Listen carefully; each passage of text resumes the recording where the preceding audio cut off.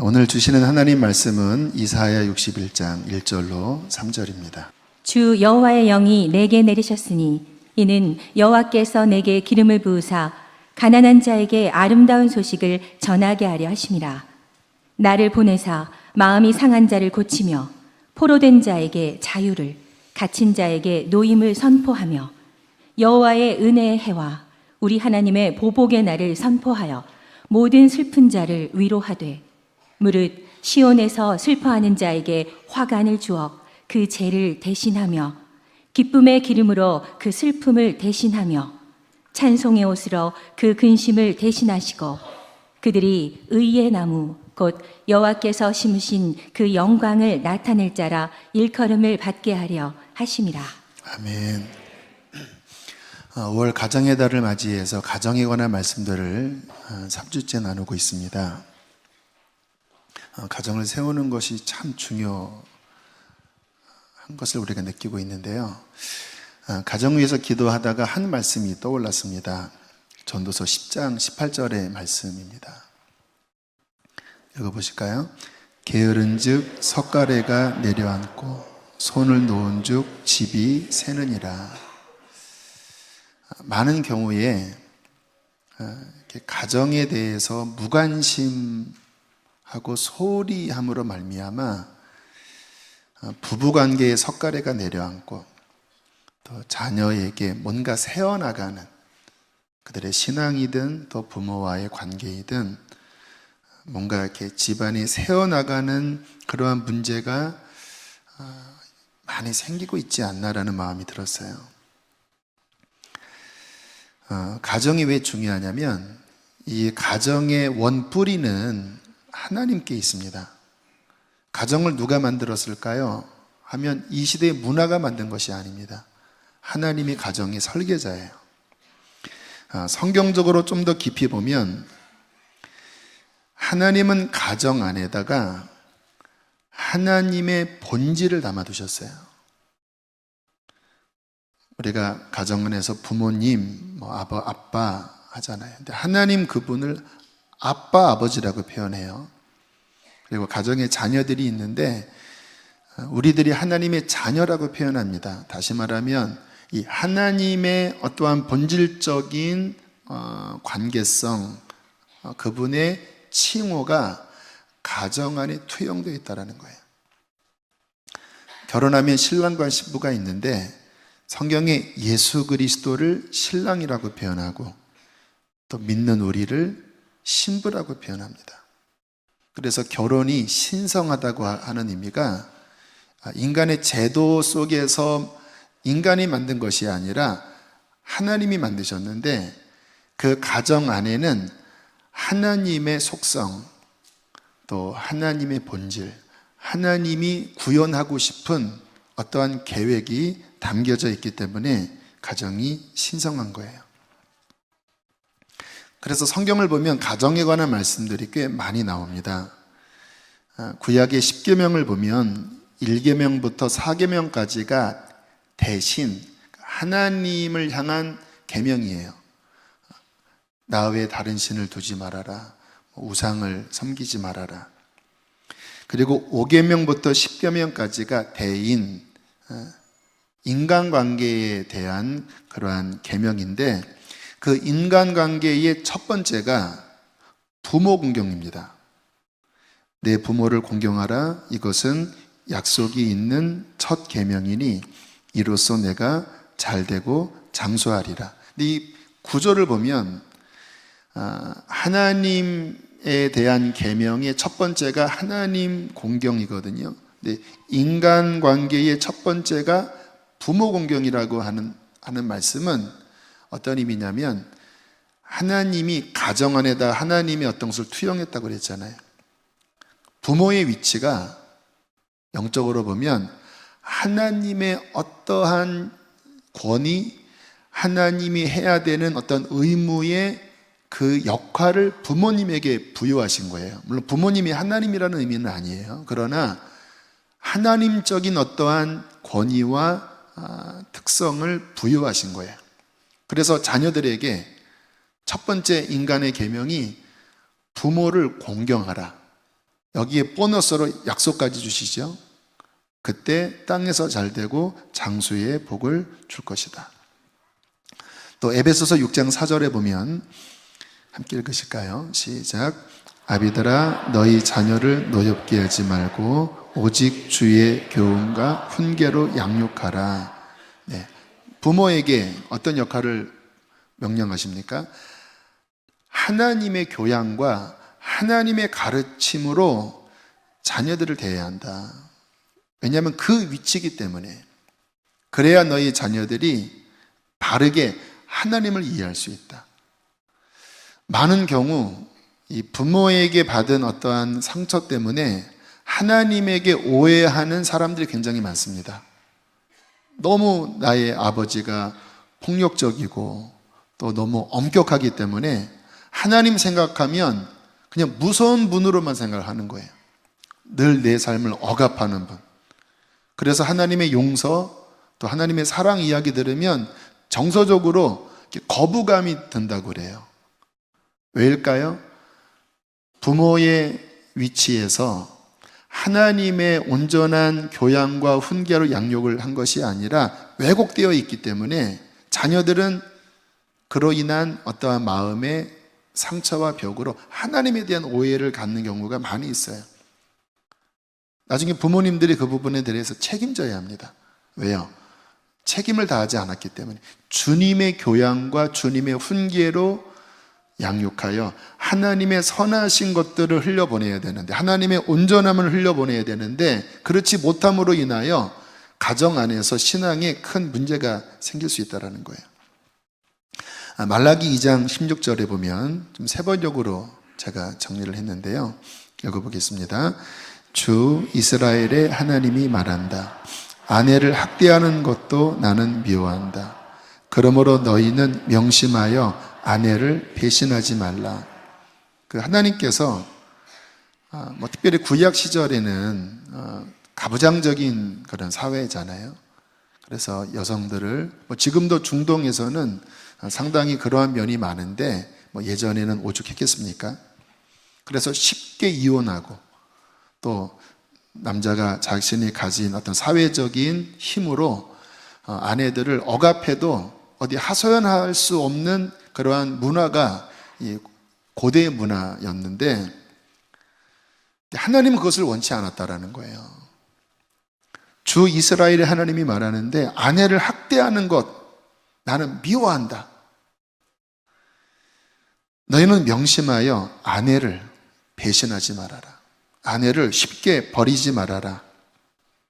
왜 주님께서 이러한 말씀을 하실까요? 이 부부관계는 예수님과 우리와의 관계의 어떤 표상입니다. 그래서 구약에 하나님이 스스로를 남편이라고 표현했고 이스라엘을 아내라고 표현하잖아요. 이스라엘이 하나님을 떠나서 우상을 섬길 때 간음한 여인이라고 표현하잖아요. 왜요? 자신에 대한 정조를 버린 것에 대해서.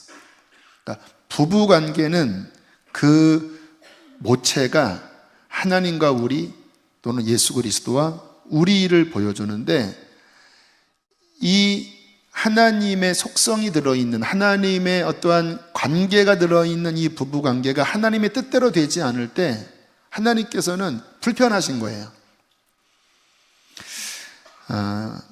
에베소서 5장 28절에 그 부분에 대해서 분명하게 말씀을 하시는데요. 읽어보실까요? 남편들아 아내 사랑하기를 그리스도께서 교회를 사랑하시고 그 교회를 위하여 자신을 주심과 같이 하라. 24절 교회가 그리스도에게 하듯 아내들도 범사에 자기 남편에게 복종할지라. 자기 남편을 복종하라. 이렇게 말씀을 하시는 거예요. 여성들이 특별히 후반부 말씀을 보면 내가 어떻게 그 인간을 복종합니까? 차라리 내가 죽지 하는 그런 분도 있어요. 근데 이 말씀의 근거를 보셔야 합니다. 그리스도에게 하듯 주님을 존경하듯 근거가 뭐예요? 하나님이 그러한 구조 속에 부부관계를 제정하신 거예요. 여성분이 남성들에게 뭐 순종하고 존경하는 부분이 뭐 잘 되는 가정은 소수 있고 대부분은 참 쉽지는 않아요. 그러나 이러한 부분에 있어서 우리는 성경의 가치로 돌아가서 물론 우리가 불완전하지만 하나님께서 이 가정 안에 어떤 하나님의 관계를 나타내기를 원하시는구나. 남편들은 이런 말씀 들으면 상당히 이렇게 으쓱하는 마음이 있어요. 나 존경해, 내게 복종해, 뭐 이런 생각을 갖는데 다시 한번 보세요. 한번 다시 그 말씀 보여주실까요? 5장 28절 읽겠습니다. 시작.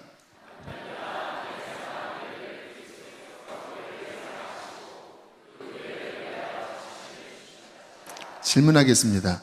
복종이 어려울까요? 죽는 게 어려울까요? 남편들에게 아내를 어디까지 사랑하냐? 그리스도께서 교회를 위하여 자신을 십자가에 내어주기까지 그렇게 사랑해라. 남편들한테는 아내를 위하여 예수님처럼 죽으라는 거고, 또 아내는 남편을 주님 대하듯이 존경하라고 말씀을 하는 거예요. 가정 안에서 이 하나님의 설계도가 잘 구현되면 하나님 창조의 아름다운 복을 누리게 돼요. 부모를 공경할 때 그 위에 있는 하나님의 복이 흘러내리고요.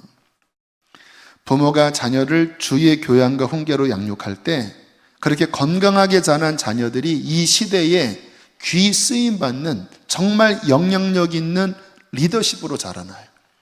왜? 하나님의 복을 받아서. 그리고 부부관계 안에서 서로 갈등하는 것이 아니라 정말 주님의 사랑으로 또 주님을 섬기듯이 그런 관계가 일어난다면 인생을 살면서 가장 깊은 행복이 그 안에서 누려지게 됩니다. 여러분, 성경적인 행복의 기준은 세상 성공이 아닙니다. 1억 천금, 벼락부자 되는 게 아니에요. 하나님을 섬기고 그리고 부부 안에 성경의 가치대로 그러한 온전한 관계 안에 들어갈 때 그 마음 깊은 곳에 참다운 행복감, 참다운 즐거움이 주어집니다. 전도서 10장에 그런 말씀이 나와요. 오늘 정리는 안 했지만 성경을 보면요, 사람이 죄를 지으면서 제일 먼저 무너진 것이 가정이었습니다. 창세기 3장에 인간이 죄를 짓고 부부가 서로 탓하잖아요. 죄 때문에 내가 이렇게 되었습니다. 그리고 하나님께서는 그 죄의 결과대로 이제 징벌을 내리시는데, 그 하나님이 여자에게 하신 말씀을 보면 지금 우리 그 부부관계 문제의 어떠한 그 측면을 잘 나타내 주십니다. 창세기 3장 16절 읽겠습니다. 시작. 너는 남편을 원하나 남편은 너를 다스릴 것이니라. 여기서 이 원한다라고 하는 말씀이 그전 번역에서는 사모한다라고 표현했어요. 히브리어로 이게 사카라는 말인데요. 해석하기가 좀 다양합니다. 뭐 열정, 뭐 원한다. 근데 이 말씀의 정확한 해석은 세 번역에서 정확하게 해석을 했어요. 한번 세 번역으로 보겠습니다. 시작. 내가 남편을 지배하려고 해도 남편이 너를 다스릴 것이다. 느낌이 팍 오지요. 이 원한다라고 하는 게 그냥 내가 사랑한다는 의미가 아니라 그 안에 있는 어떠한 욕망으로 소유하거나 지배하려고 하는 거예요. 남편의 어떤 권위로부터 비정상적으로 그를 차버리고 남편을 내 맘대로 하려고 하는, 여기에서 벗어나는 것에 대해서는 막 울분하고 못 견뎌야 하는 이러한 소유와 지배의 욕망을 의미하는 단어이고요. 다스린다고 하는 의미는 좋은 의미에서 보면 하나님의 질서대로 통치하는 건데, 부정적인 의미에서 보면 억압하다라는 의미가 있습니다. 그러니까 이 부부관계가 한쪽에서는 소유하고 지배하려고 욕망하고, 또 한편에서는 니가 진 게 무슨 감히 나를 다스리려고 그래 하고 막 억압하는. 그러니까 인간이 죄로 인하여 타락하면서 하나님과 우리와의 아름다운 관계의 모형인 부부관계가 갈등과 다툼으로 변질될 것이라고 하는 말씀을 주시는 거예요. 그런데 예수님께서 이 땅에 오셔서 다시 그 원형을 회복하시는 겁니다. 내가 교회를 위하여 내 몸을 주었듯이 남편들아 아내를 사랑하라. 교회가 그리스도를 존경하듯이 복종하듯이 아내들아 그렇게 창조의 원형대로 남편을 존경하고 순종하라. 모든 문제의 근원은 죄입니다. 죄가 인간에게 들어오면서 첫 번째로 타격을 입은 것이 가정입니다. 인간의 마음이 병들었고 그 병든 마음이 이제 열매로 나타난 그 최초의 공동체가 가정이라는 건데, 그래서 많은 갈등, 또 폭력, 또 개인적으로는 어떤 중독, 또 우울증, 이러한 것이 이렇게 막 서로 얽혀서 하나님을 경험해야 되는 가정에서 오히려 상처받고 그 병든 마음이 자녀들에게 또 배우자에게 이렇게 자꾸 전이 되면서 행복하지 않은 가정들이 지금 너무나 많게 양상이 된 거예요. 아마 이 가운데에서도 그러한 깊은 상처를 받은 분들이 많이 계실 것입니다. 가정 안에서. 나는 아버지에게서 사랑을 느끼지 못했습니다. 나는 어머니 생각하면 나는 마음이 너무나 힘듭니다. 왜 그랬을까요? 그 원인을 바라보면 그게 원래 하나님의 계획이 아닙니다. 인간이 죄로 인하여 타락하면서 마음이 병들고 또 그로 인하여 생긴 많은 쓴뿌리들이 가정을 얼룩지게 해서 부부간의 갈등, 또 그것이 자녀에게 흘러내려오고 또 자녀 사이에 또 폭력, 갈등. 창세기 4장 넘어가면서 보세요. 가인이 아벨을 죽이는 일이 벌어지잖아요. 원수가 가정 안에서 벌어져요. 문제는 무엇입니까? 죄로 인하여 인간의 마음이 병들고 그 병들고 타락한 많은 열매들이 인간의 마음과 그리고 최초의 공동체인 가정 안에서 열매 맺고 있다는 거예요. 자, 우리가 여기에서 구원이 무엇인지에 대한 부분을 좀 더 성경적으로 잘 정의할 필요가 있어요. 우리는 보통 생각할 때 구원하면 죄 용서함 받고 나 천국 가는 겁니다 라고만 생각하거든요. 물론 구원에 있어서 가장 중요한 부분입니다. 그런데 구원의 또 다른 측면은 현재적인 측면이 있는데요. 죄로 인해 망가진 것이 원래 하나님의 계획대로 회복되는 거예요. 이 땅에서. 물론 완전할 수는 없습니다. 그 완전한 구원은 주님께서 오시면 회복이 돼요. 그러나 이 땅에서 내가 죄사함 받고 구원받아 하나님의 자녀가 되었는데 여전히 내 마음은 병들어 있고 여전히 내 가정은 아파하고 있다면 그거는 구원이 온전히 이루어진 게 아니에요. 오늘 본문에 보면 예수님께서 오셔서 하시는 그 사역의 핵심적인 내용을 말씀하시는데요. 제가 여러 번 이 말씀을 설명했을 거예요. 누가복음 4장에 예수님이 공생에 시작하면서 그 이사야서에 읽은 말씀이 오늘 본문 말씀이에요. 회당에서 회당장에게 두루마리를 달라. 그리고 이사야 61장을 두루마리가 이렇게 원형이잖아요. 쭉 찾아서 오늘 본문을 읽으신 다음에 사람들에게 이 말씀이 너희 귀에 응하였다 하시고 공생애를 시작하세요. 무슨 의미일까요? 주님이 이루시는 구원의 이 현재적인 측면이 바로 오늘 이 말씀이라는 거예요. 자, 우리 그러한 느낌으로 우리 1절 말씀을 다시 한번 보겠습니다. 시작. 주 여호와의 영이 내게 내리셨으니 이는 여호와께서 내게 기름을 부으사 가난한 자에게 아름다운 소식을 전하게 하려 하심이라.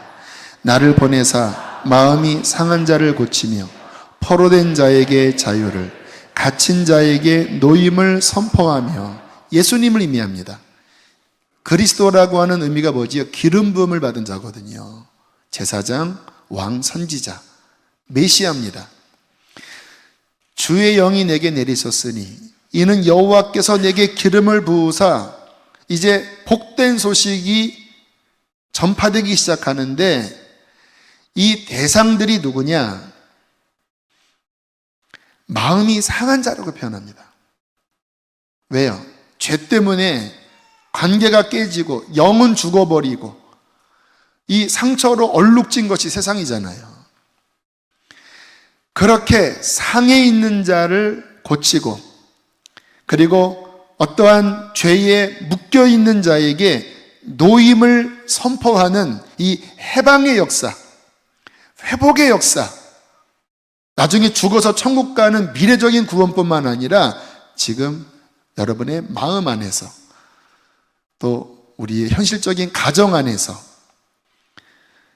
그 안에서 일어나는 많은 죄의 열매들을 고치는 일을 한다는 거예요. 여러분, 우리가 이 사회적인 많은 문제들을 보잖아요. 왜 교회가 이 사회적인 많은 문제에 대하여 관심이 덜합니까? 근데 잘 보셔야 합니다. 교회는 근본 문제를 해결하는 거예요. 죄 문제를 해결하고, 그리고 주님의 구원의 역사를 통하여 인간의 근본의 내면이 해결이 되면 자연스럽게 가정이 회복이 되고 사회가 해결이 돼요. 마음이 해결되지 않은 채 혁명으로 뭔가를 뒤집어 엎고 뭔가 새로운 것들을 만들어낸다 할지라도요, 마음이 병들어 있으면 그곳이 지옥이 돼버려요. 역사가 증명하지 않습니까?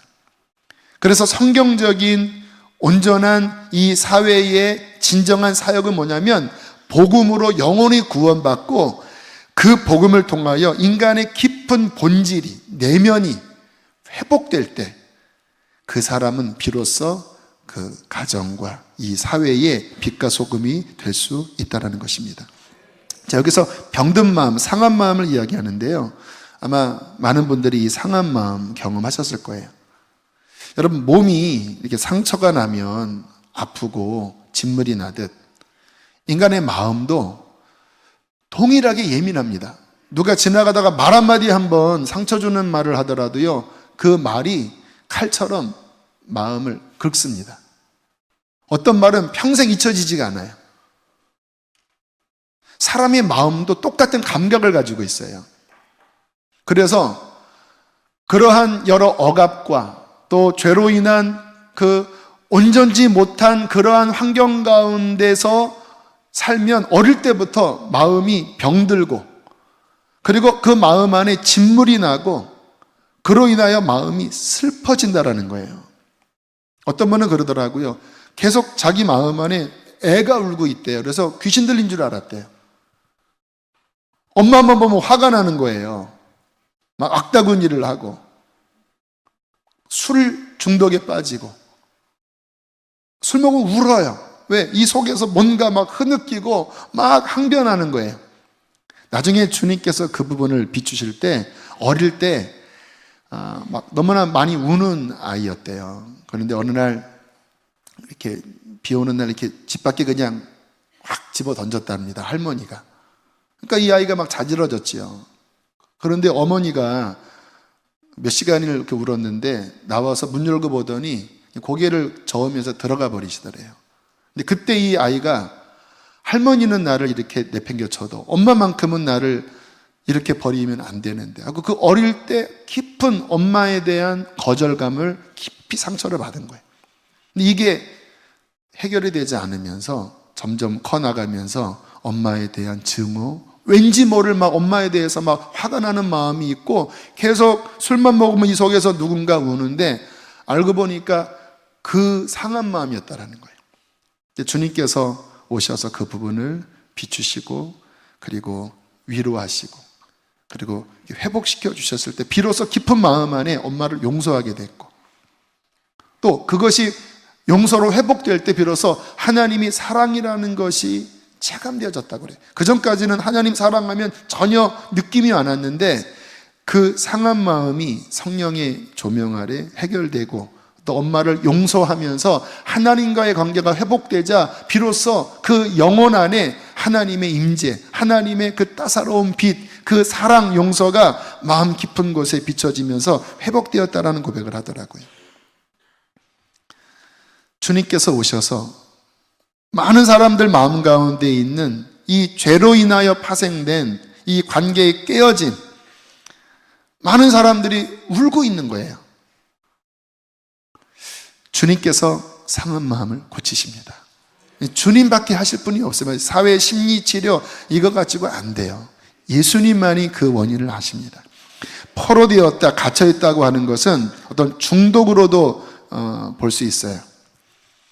여러분, 사람이 마음이 병든 것은 어딘가에 고통을 느끼는 거거든요. 그러면 사람이 본성적으로 그 고통을 느끼면 그 고통을 해결하려고 출구를 찾습니다. 그 고통을 상쇄할 어떠한 그 쾌락을 찾아요. 그런데 이 세상에서는 정상적으로 찾을 수 없으니까 중독으로 가는 거예요. 도박, 게임, 포르노, 쇼핑. 근데 그 중독에 빠지는 사람들의 특징은 이 깊은 곳에 뭔가 이렇게 괴로움이 있는 겁니다. 근데 어떻게 해결이 안 되니까 그런 거 한번 이렇게 막 하면 순간 이게 조금 해결이 되는 것 같거든요. 막 술 진탕 마시면 잊은 것 같잖아요. 그런데 또 지나면 그 다음에는 더 큰 자극을 줘야 돼요. 그러면서 어떻게 됩니까? 거기에 갇혀버리는 겁니다. 포로가 돼버리는 거예요. 그 죄의 노예가 돼버리는 거예요. 인생이 망가지는 거죠. 뇌를 스캔한 사진을 보니까 그런 중독에 빠진 사람들의 이 뇌가 거의 본능적으로 사는 짐승의 뇌처럼 그렇게 망가져 있는 모습을 어떤 영상에서 본 적이 있어요. 이게 사탄의 역사지요. 주님께서 포로된 자에게 자유를, 갇힌 자에게 노임을 선포한다고 말씀하잖아요. 우리가 진정 회개하고 진정 예수 그리스도에 대한 믿음을 가지면 그분은 우리를 고치십니다. 그리고 우리를 회복시켜 주십니다. 우리 2절, 3절도 함께 보실까요? 함께 읽겠습니다. 시작.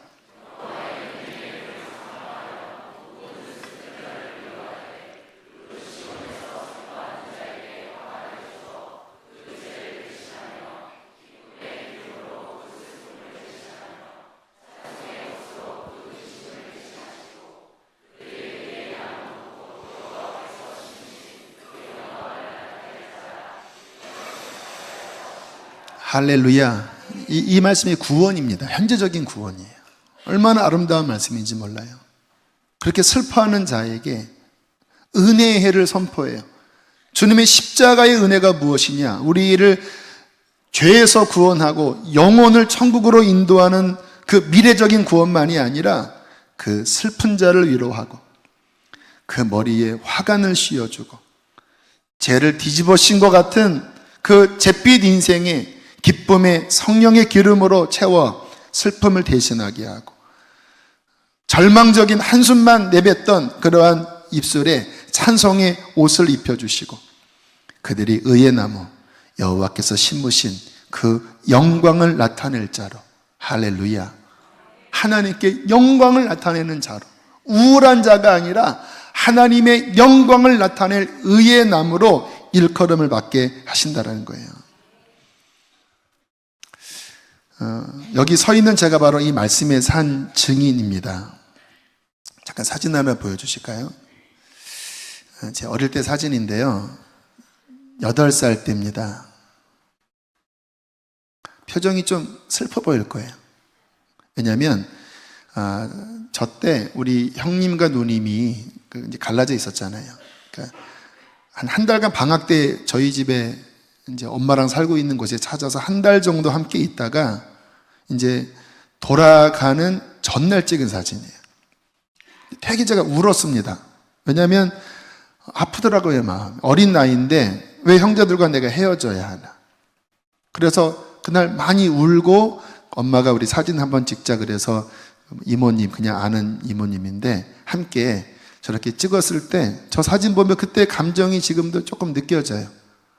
별로 기분이 좋지가 않아요. 빨리 지워주세요. 이렇게.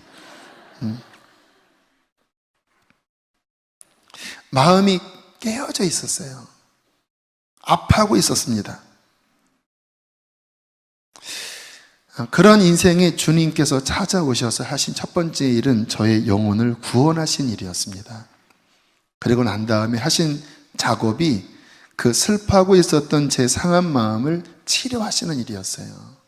깊은 곳에 이렇게 갈라지고 이렇게 비어 있고 이렇게 무너져 있는 제 그 심리 상태, 또 영적 상태였는데 주님께서 정말 너무나 자상하게 한 번에 된 건 아닙니다. 꽤 긴 시간에 걸친 하나님의 작업이었는데 어쨌든 주님께서 그런 것 하나하나를 이렇게 감싸주시더라고요. 정말 성령님만이 저의 이 마음을 알아주는 분은 성령님밖에 없다.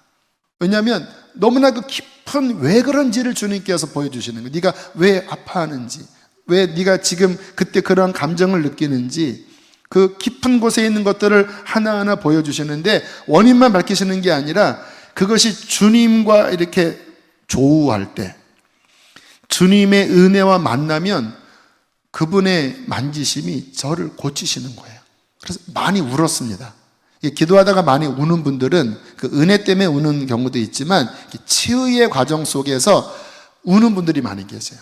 성령께서 그 마음을 이렇게 만져주시면 상했던 마음, 아파했던 마음, 거절감에 내가 정말 힘들었던 어떤 상처들이 우리 주님의 구원 안에서 회복이 됩니다.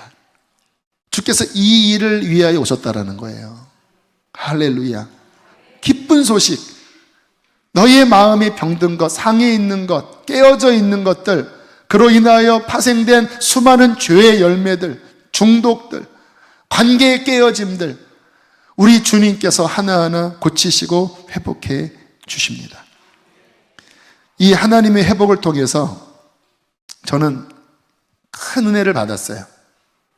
오늘 말씀처럼 여호와께서 심으신 그 영광을 나타낼 자라. 저는 참 감당할 수 없는 은혜라고 생각해요. 그러한 우울했던 제가 하나님의 영광을 나타내는 회복의 증인으로 하나님의 빛을 드러내는 자로 세워주신 것은 하나님의 은혜입니다. 이분이 예수 그리스도이십니다. 이것이 하나님의 구원입니다. 그것을 위하여 주님은 십자가 지시고 부활하셨습니다. 그렇게 제 영혼이 회복되면서 주님은 이제 가정의 회복을 위해서 기도하게 하시더라고요. 자, 오늘 읽지 않았지만 4절에 보면 이러한 말씀이 나옵니다. 함께 읽겠습니다. 시작.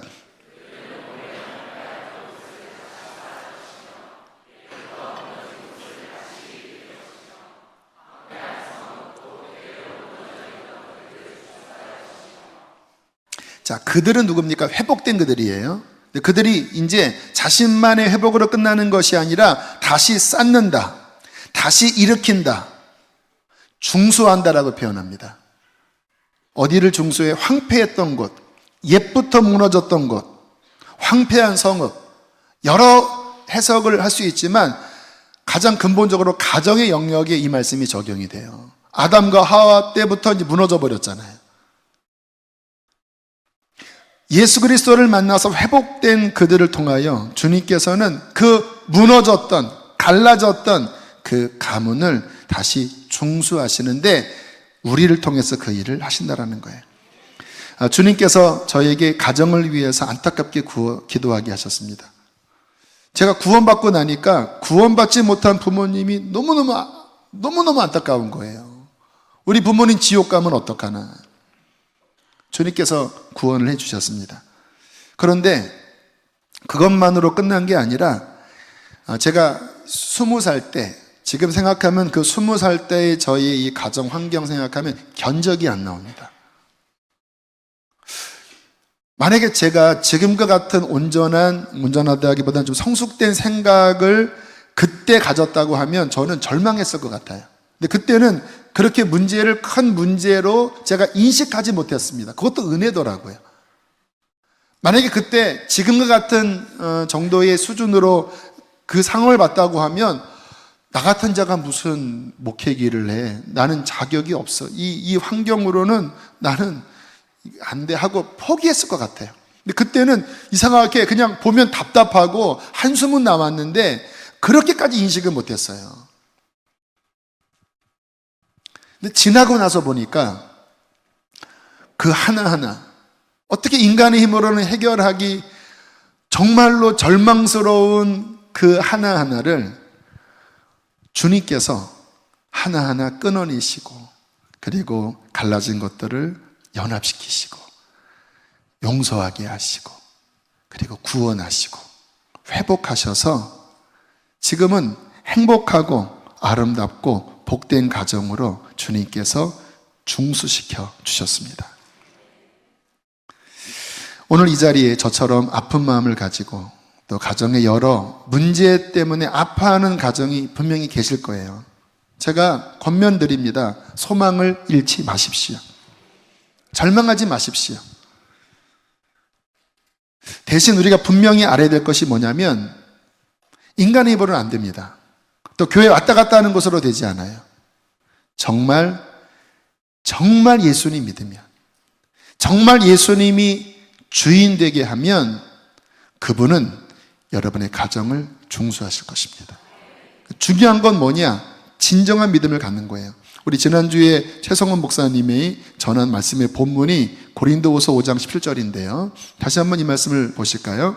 시작.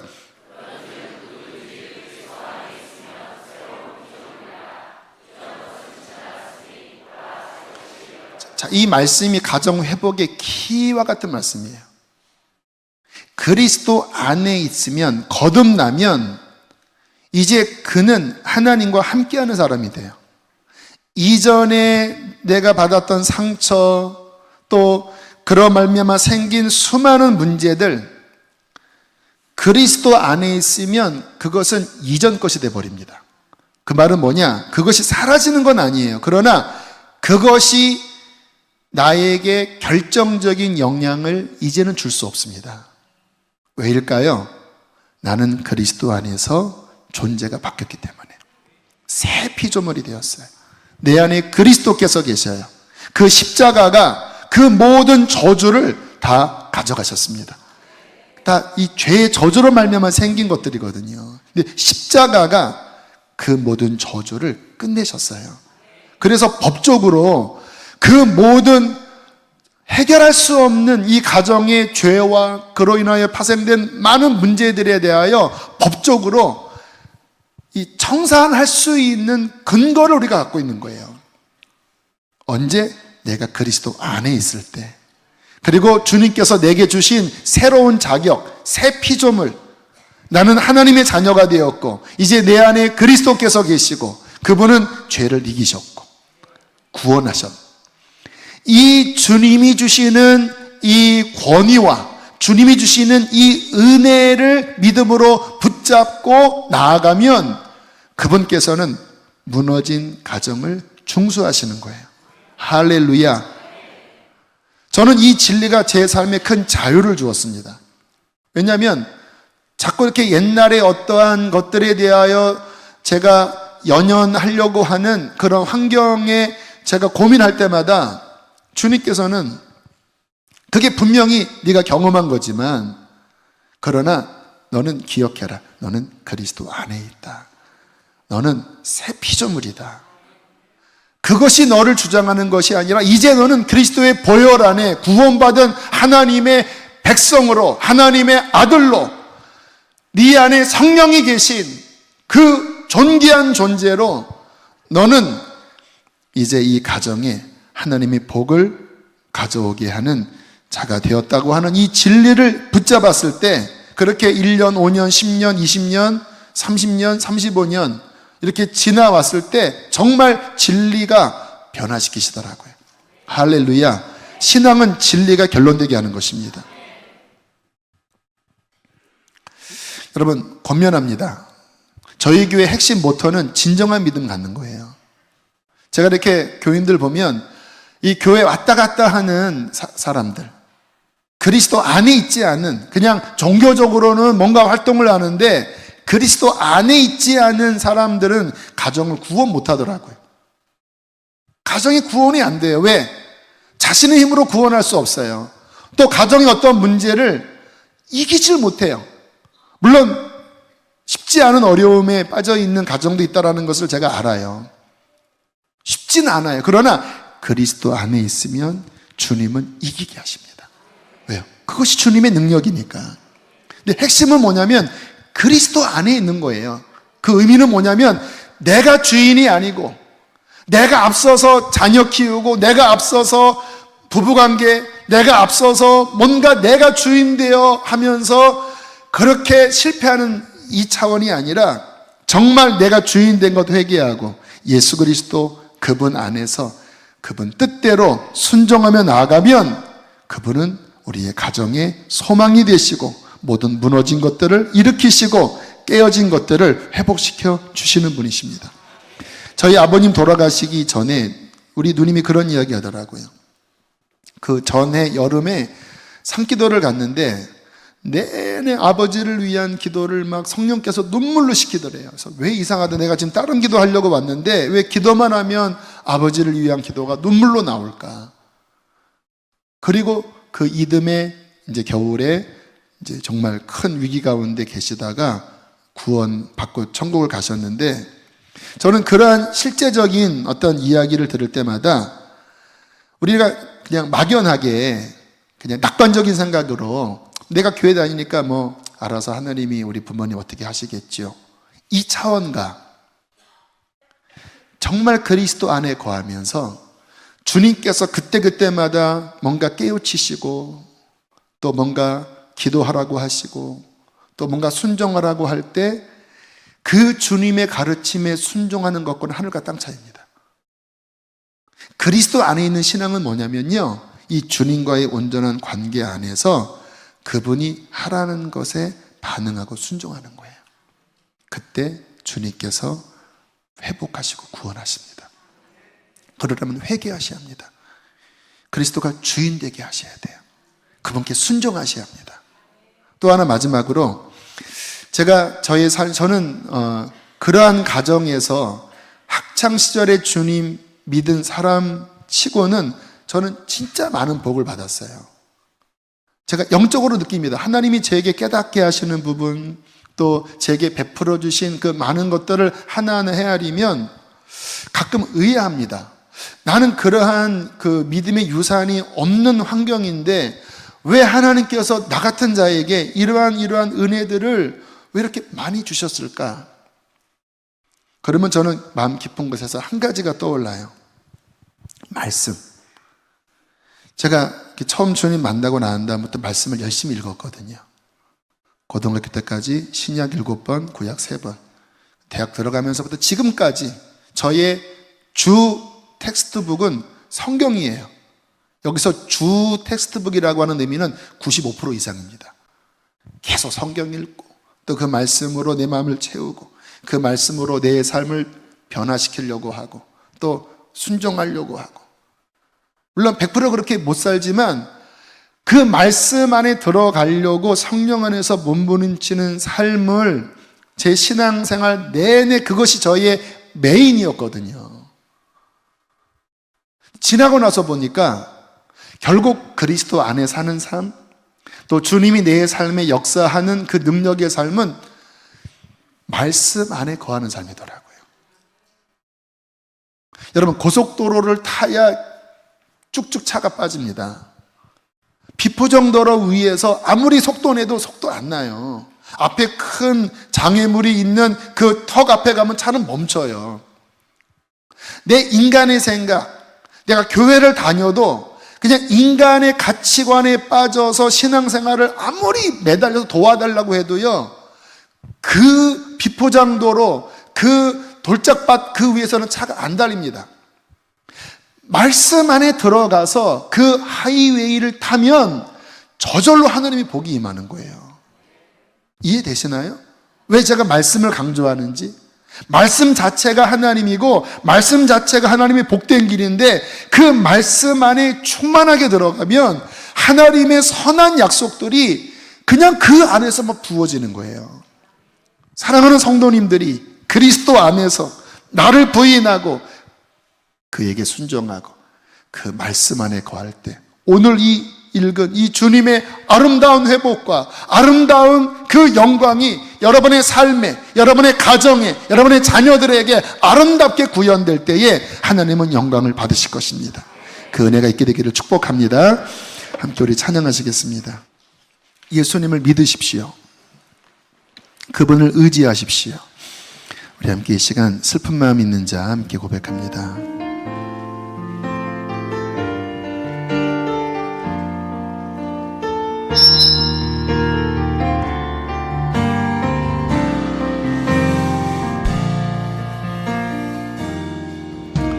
슬픈 마음 있는 자, 몸과 마음 병든 자, 누구든지 부르시오. 예수 이름 부르시오. 그 이름을 믿는 자, 그 이름을 부르는 자, 그가 어떤 사람이든 그는 구원 얻으리. 예수 예수 예수 예수. 오 능력의 그 이름 예수 나 외쳐 부르네.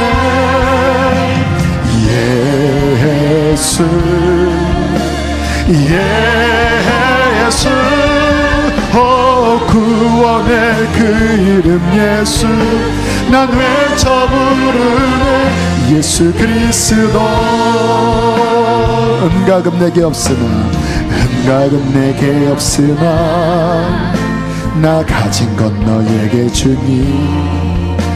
능력의 이름 예수라. 그 이름을 붙드시오. 그 이름을 믿는 자, 그 이름을 외치는 자, 그가 어떤 사람이든 그는 주의 영광 보리라. 예수 예수. 오 능력의 그 이름 예수 난 외쳐 부르네. 예수 예수. 오 구원의 그 이름 예수 난 외쳐. 우리 마지막 우리 예수님 이름을 부르고 기도합니다. 예수 예수 우리의 가정에 임하여 주십시오. 우리의 상하고 병든 것들을 고쳐주십시오.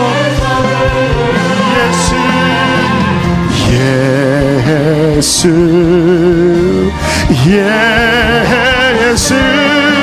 오 능력의 그 이름 예수 난 외쳐 부르네. 예수 그리스도. 우리 가운데 병든 마음과 병든 가정 속에 있는 자들 믿음으로 구하십시오. 주님 내가 그리스도 안에 있기를 원합니다. 고쳐 주시옵소서. 모든 깨어진 것들을 회복하여 주시고 모든 무너진 것들을 다시 중수하여 주시고 하나님의 영광을 나타낼 가정으로 회복하여 주시옵소서. 기도하시겠습니다. 할렐루야. 살아계신 하나님 아버지, 누구든지 그리스도 안에 있으면 새로운 피조물이다. 이전 것은 지나갔으니 보라 새 것이 되었도다. 하나님은 우리의 모든 상하고 병든 것들을 고치시고 모든 무너진 것들을 중수하게 해오신 예수 그리스도. 하나님 무너진 것들을 일으켜 주십시오. 모든 깨어진 것들을 싸매 주십시오. 꺼져가는 등불덕들이 아니하시고 아버지 심지를 끄지 아니하시는 하나님 아버지 주님만을 의지합니다. 하나님 회복 믿음으로 구하세요. 주님의 이름을 부르세요. 가정을 구원해달라고 기도하세요.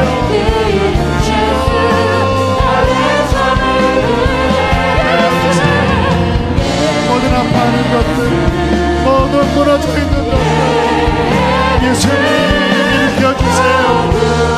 예수님 일으켜주세요. 주를 불쌍히 이름으로 기도하세요. 부모님의 구원을 위하여, 자녀들의 회복을 위하여 기도하세요. 부부관계에 깨어진 것들을 고쳐달라고 기도하세요. 치료,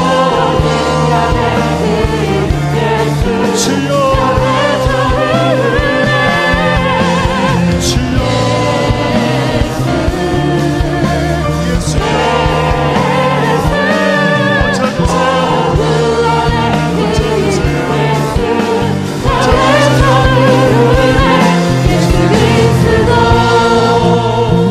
낙심하지 말라고 하시는 주님, 주님을 바라봅니다. 가정의 어려움으로 자꾸 마음이 실망 가운데 빠지는 저들을 주님 붙들어 주십시오.